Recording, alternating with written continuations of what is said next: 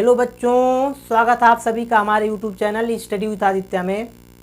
Hello बच्चों, स्वागत है आप सभी का हमारे YouTube channel study with Aditya में। उम्मीद आप लोग स्वस्थ होंगे, मस्त होंगे और पढ़ाई करते होंगे। बच्चों, आज की वीडियो में हम लोग पढ़ने वाले हैं प्रेजेंट परफेक्ट कंटिन्यूअस टेंस का निगेटिव रूल।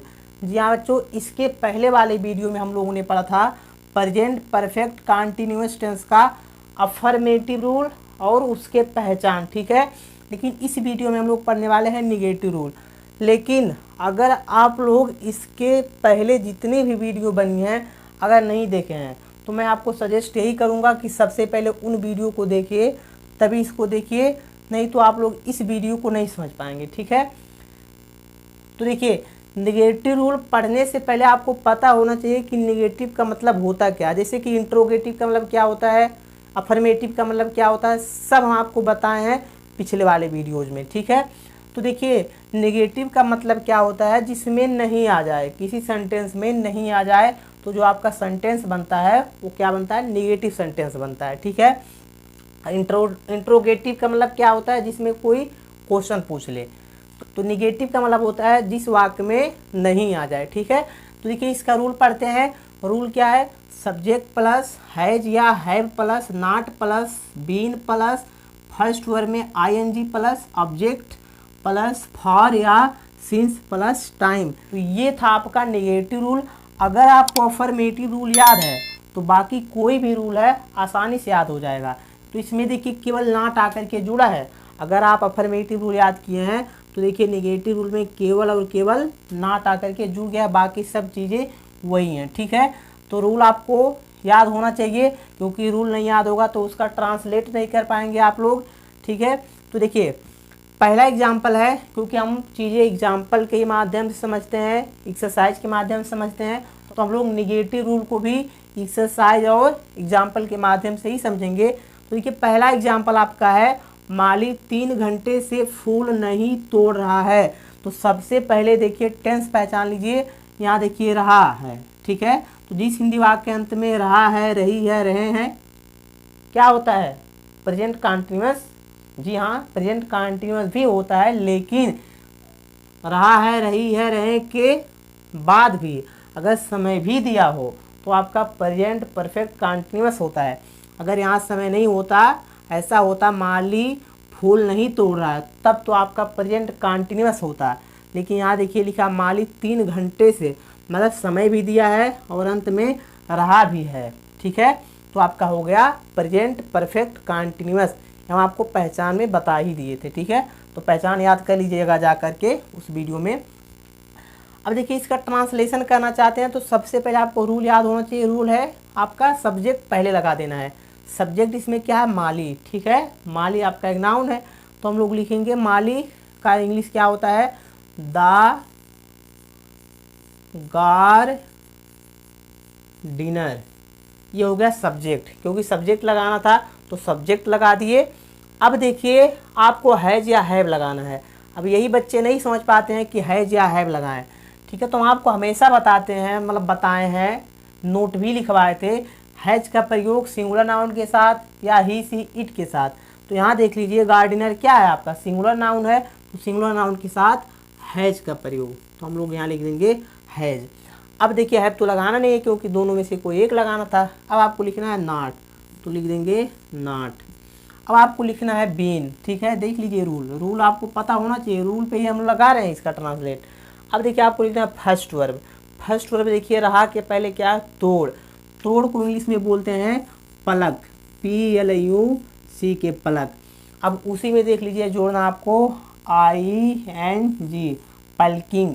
अब आपको लिखना ऑब्जेक्ट। ऑब्जेक्ट क्या है, फूल, ठीक है। माली 3 घंटे से क्या नहीं तोड़ रहा है, तो फूल। तो ये हो गया आपका फ्लावर, ऑब्जेक्ट हो गया। अब देखिए, फॉर या सिंस, ऑब्जेक्ट हो गया। अब आपको फॉर या सिंस लिखना है।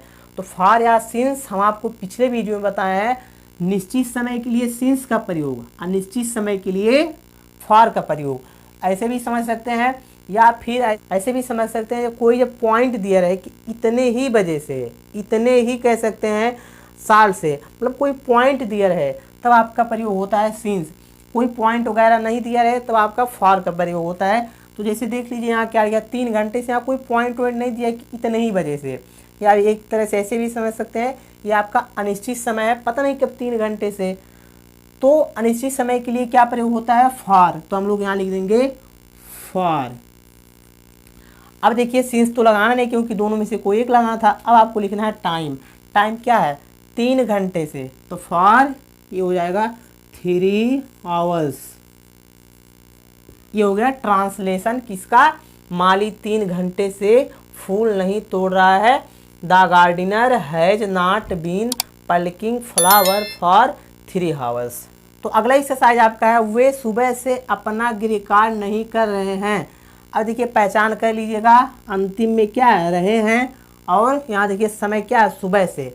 तो जब आपका जिस हिंदी वाक्य अंत में रहा है, रही है, रहे हैं तथा समय भी दिया हो, उसी को हम बोलते हैं प्रेजेंट परफेक्ट कंटीन्यूअस। अब देखिए नहीं भाई, जान ही रहे हैं बीच में नहीं है तो निगेटिव होगा, तो रूल लगा दीजिए। सबसे पहले सब्जेक्ट, सब्जेक्ट इसमें क्या है, वे, वे को इंग्लिश में बोलते हैं दे। अब देखिए हैज या हैव, दोनों में से कोई एक, तो दे के साथ किसका प्रयोग होता है, जाइए देखिए पहले वाले वीडियोस, ठीक है। तो हैव, दे के साथ हैव का प्रयोग, तो हैव लगा दिए। अब आपको लिखना है नॉट, तो नॉट लिख दिए। आपको लिखना है बीन, तो बीन लिख दिए। अब लिखना है फर्स्ट वर्ब। फर्स्ट वर्ब देखिए क्या है, रह के पहले कर, कर को यानी कहाँ से आया है, करना से, करना को इंग्लिश में बोलते हैं डू। अब देखिए फर्स्ट वर्ब हो गया, अब उसी में जोड़ देना है ing, तो हो गया डूइंग। अब देखिए आपको लिखना ऑब्जेक्ट। ऑब्जेक्ट यहाँ क्या है जी, अपना गृह कार्य। तो हम आपको बताए थे अलग अलग सब्जेक्ट के साथ अलग अलग अपना का मीनिंग लगता है। तो यहाँ सब्जेक्ट क्या है, दे, तो दे के साथ जो अपना का मीनिंग लगता है वो लगता है देयर, ठीक है। देयर क्या है, अपना गृह कार्य, तो देयर होमवर्क, देयर होमवर्क, ठीक है। अब देखिए इतने का ट्रांसलेशन बन गया, वे अपना गृह कार्य नहीं कर रहे हैं, तो इसका हो गया they have not been doing their homework. लेकिन अभी आपका देखिए समय भी दिया क्या है, सुबह से, तो आपका देखिए ऑब्जेक्ट तक हो गया था और आपको फॉर या सिंस। तो देखिए समय देखिए, अगर अनिश्चित होगा तो फॉर लगाएंगे, निश्चित होगा तो सिंस लगाएंगे। तो आपका देखिए सुबह से, ठीक है। तो देखिए पॉइंट मिल गया हमको सुबह से एक, या कह सकते हैं निश्चित भी है, मान लीजिए दोपहर है तो ये निश्चित हो गया कि नहीं कि सुबह से ही। तो हम लोग निश्चित समय के लिए क्या लगाते हैं, सिंस लगाते हैं, तो सिंस।